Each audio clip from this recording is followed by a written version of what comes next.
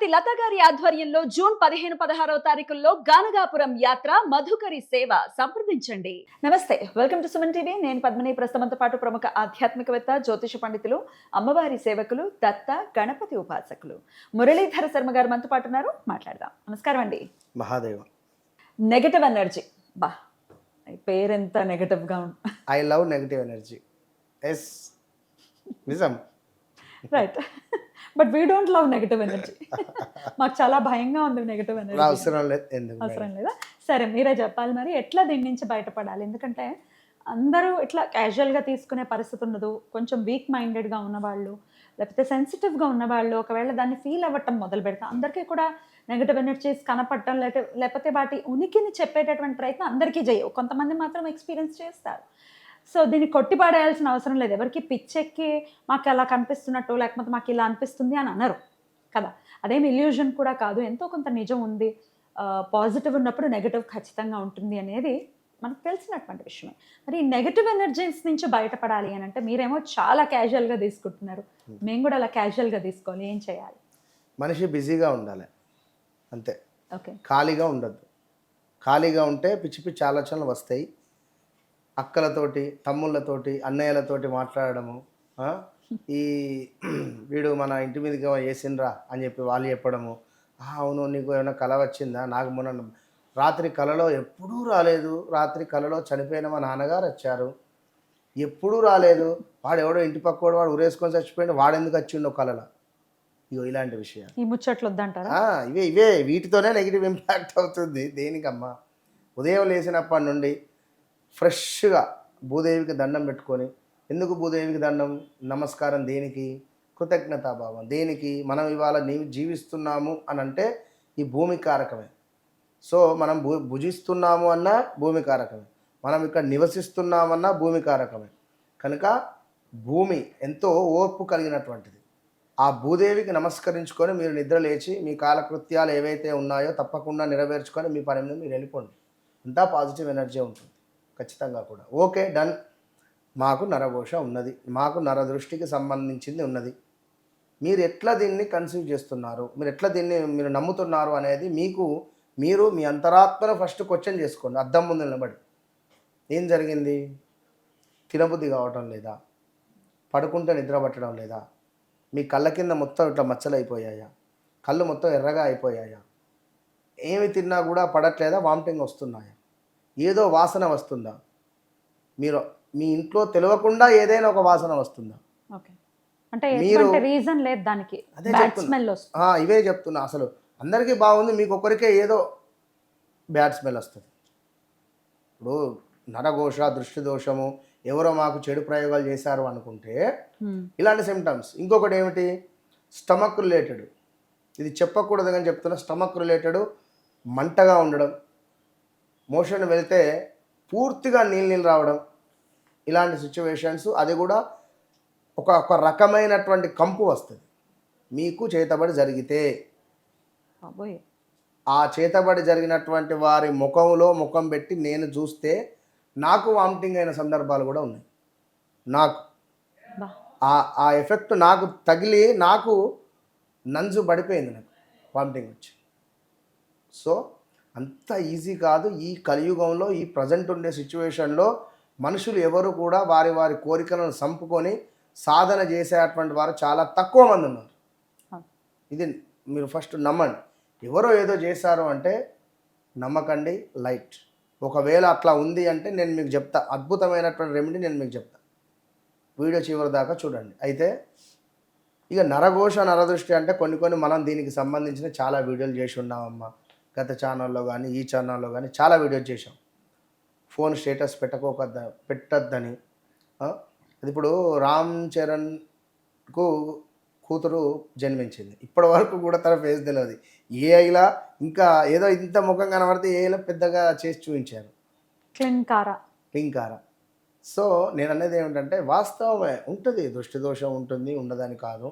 అయితే నా పాయింట్ ఏంటి అంటే, దృష్టి దోషం ఉన్నప్పుడు మన జాతకరీత్యా కొంచెం మనకు నెగిటివ్ ఇంపాక్ట్ నడుస్తూ ఉన్న నీచబడినటువంటి శని దశనో, లేదా 12లో ఉన్నటువంటి రాహు దశనో, లేదా కొంతమేర 6వ భావంలో గురువు ఉన్న, 8వ భావంలో గురువు ఉన్న, అలాంటి దశలు నడుస్తూ ఉంటే బీభత్సంగా ఇంపాక్ట్ ఉంటుంది మనకు. సో అటు అది ఇటు ఇది 2 రకాలుగా ఇబ్బందులు ఎదురవుతాయి. సో ఇదే సమయంలో ఏమవుతుంది, ఎక్కడికో అనుకోకుండా చెరువు దగ్గరకో లేదా నది దగ్గరకో లేదా ఎక్కడికో స్నానానికి పోతాం. అక్కడ ఎవరో చిలక జ్యోతిష్యుడో, అంటే చిలక జ్యోతిష్యుడు అన్నది తక్కువ నేను మాట్లాడట్లేదు, ఎవరో తారసపడతారు అక్కడ. నీకు మొత్తం చెడు చేశారు, నీకంతా చెడుగా ఉంది బాబు, నువ్వు ఇది చేయాలి, మీరు ఈ పని చేసుకోవాలి. నిజంగానే నాకు ఇట్లనే ఉన్నా అని చెప్పి మనం అట్రాక్ట్ అయిపోతాం ఆ మూమెంట్లో. మనకు తెలియదు, కొన్ని అట్లా అయిపోతాయి. మొన్న ఈ మధ్యలో నేను ఎవరిని తప్పు పట్టట్లేదు, ఎవరి గురించి అని కాదు, కానీ మొన్న నేను గానగాపూర్ వెళ్ళి రాగా ఒక చిలుక పట్టుకొని ఒక అతను పంచాంగం పట్టుకొని కూర్చోన్నాడు. నేను సరదాగా పోయినా, ఎవరు నమ్మినా నమ్మకుండా నిజం చెప్తున్నా, 500 రూపాయలు అక్కడ పెట్టినండి. నేను ఎందుకు పెట్టినా, ఆ చిలుక మీద ప్రేమతో నేను పెట్టిన, ప్రామిస్ ఒట్టు పెట్టి దానికి ఏమైనా కొనేయి అన్నట్టుగా, దానికి ఏమైనా లాలన పాలన చూసుకో అన్నట్టుగా 500 పెట్టినా కూర్చున్నా. మీ పేరు ఆప్కా నామ్ క్యా హై అన్నాడు. నేను నా పేరు నేను చెప్పిన తర్వాత తను చెప్పేదంతా చెప్పిండు. ఓకే అన్న, తుమారా నామ్ క్యా హై అని నేను అంటుంది. అన్న తర్వాత పలానా పేరు చెప్పిండు. పేర్లు ఎందుకు చెప్పిండు. నిజంగా డేట్ ఆఫ్ బర్త్ ఇవ్వమని చెప్పిన, తీసుకున్న తర్వాత డేట్ ఆఫ్ బర్త్ పుట్టే సమయం అంటే మాలు ఉన్నాయి అన్నాడు. అతని హైటు, అతని దానికి సంబంధించి నాకు ఒక దాని ప్రకారంగా నేను వేసుకొని ఒక 2 విషయాలు చెప్పిన. పలానా టైంలో ఆప్కు ఐసా హోగయా కుచ్ అన్న తర్వాత అన్నాడు, ఆప్ కోనే అన్నాడు. అన్న తర్వాత ఇక నేను సపరేట్గా అక్కడ లేచిన వచ్చిన. అంటే నేను అనేది వ్యక్తిగత జాతకం వేరు, వ్యవహారిక నామం వేరు. ఎవరిది దైవబలం ఎవరికి ఎట్లుండేది తెలియదు. వాళ్ళు చెప్పింది అక్కడ నిజమే కావచ్చును. నా ప్లేస్లో వేరెవరైనా ఉంటే నమ్మే అటువంటి సిచ్యువేషన్స్ ఉండేయని కాదు. నేను అనేది ఏంటంటే, మీరు ఎవరైనా మన మైండ్కి ఎక్కించుకోకండి. మీరు మీ మైండ్లో ఫిక్స్ కాకండి. నాకు నరఘోష ఉన్నది, నాకు ఎవరో చెడు ప్రయోగం చేశారు, నాకు ఎవరో ఏదో, మీరు మైండ్లో మీరు దాన్ని నమ్మకండి ఫస్ట్. ఎప్పుడైతే మనం మైండ్లో నమ్ముతామో అది ఫిక్స్ అయిపోతుంది. కాలు నొప్పి వచ్చినా అమ్మో దానివల్లే కావచ్చు, అనుకోకుండా స్కిడ్ అయినా అమ్మో దానివల్లే కావచ్చు, నాకు ఎవరో ఏదో చేసిండ్రు లేదా నరఘోష, ఇదే మనకు అవే విషయాలు గుర్తొస్తాయి. So okay done. ఏదేమైనా కూడా ఒక అమావాస్య రోజు కానీ, ఒక గురువారం సాయంకాలం కానీ, లేదా శనివారం సాయంకాలమైనా ఎప్పుడైనా మీకు మనం చెప్పిన సిమ్టమ్స్ కానీ మీకు ఈ విధంగా అనిపించినటువంటి ఎడల రాత్రి సమయంలో అన్నం పెట్టాలి. బియ్యం పెట్టుకొని 7:30 నుంచి 8:30 మధ్యలో వేడి అన్నాన్ని చక్కగా తీసుకొని, అంటే చెయ్యి గాలబెట్టుకోమని కానీ అర్థం, వేడి అన్నం అయింది, దాన్ని కొంత తీసి పక్కన పెట్టేసి దాని మీద కుంకుమ చల్లి దాన్ని చక్కగా ముద్దలాగా చేయండి. కుంకుమ రంగులో ఉండేటువంటి రెడ్ కలర్ ఒక బాల్ చక్కగా అన్నం ముద్దను చేసి దానికి 8 లవంగాలను గుచ్చండి. దానికి కుచ్చేసి దానిని చేతిలో పట్టుకొని 9 సార్లు తిప్పుకోండి. ఎవరైతే ఉన్నారో వాళ్ళే తిప్పుకోండి. 9 సార్లు దిగదొడుపు తీసేసుకొని దీనిని ఒక కవర్లో పెట్టి ఇంటి బయట పెట్టండి. ఇంటి బయట పెట్టేసి కాళ్ళు చేతులు శుభ్రంగా కడుక్కొని ఆ కవర్ తీసుకువెళ్ళి 3 కూడలు కానీ లేదా 4 కూడలు కానీ ఉండే చోట దాన్ని పారేయండి. పారేసి మళ్ళీ ఇంటికి వచ్చే క్రమంలో కాళ్ళు చేతులు కడుక్కొని ఇంటికి రండి. ఒక 1 అవర్లో చెట్టు మీద నుండి కాయను తెంపినంత ఈజీగా మీకు అద్భుతమైన ఫలితం కనబడుతుంది. రెండో విషయం, కోడిగుడ్డుని తీసుకోండి. కోడిగుడ్డుపై ఒక 3 కాటుక బొట్లను పెట్టండి. ఒక ఇయర్ బడ్స్ని తీసుకొని ఒక చుక్క 2 కళ్ళ మాదిరిగా, నోరు మాదిరిగా ఒక 3 చుక్కలు ఒక ఎగ్గుపై పెట్టేసి దీనిని పట్టుకొని చక్కగా తిప్పేసి దీనిని 3 కూడల దగ్గర పెట్టేసేయండి.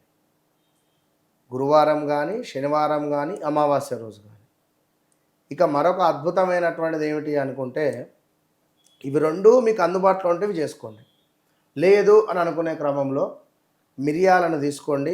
మిరియాలను తీసుకొని సుమారుగా ఒక 108 మిరియాలను తీసుకొని 108 మిరియాలను కూడా ఒక 10 నిమిషాలు నానబెట్టండి. ఒక పావు గంట నానబెట్టి సూదితో మొత్తం గుచ్చేసేయండి. దాన్ని ఒక మాలలాగా తయారు చేయండి.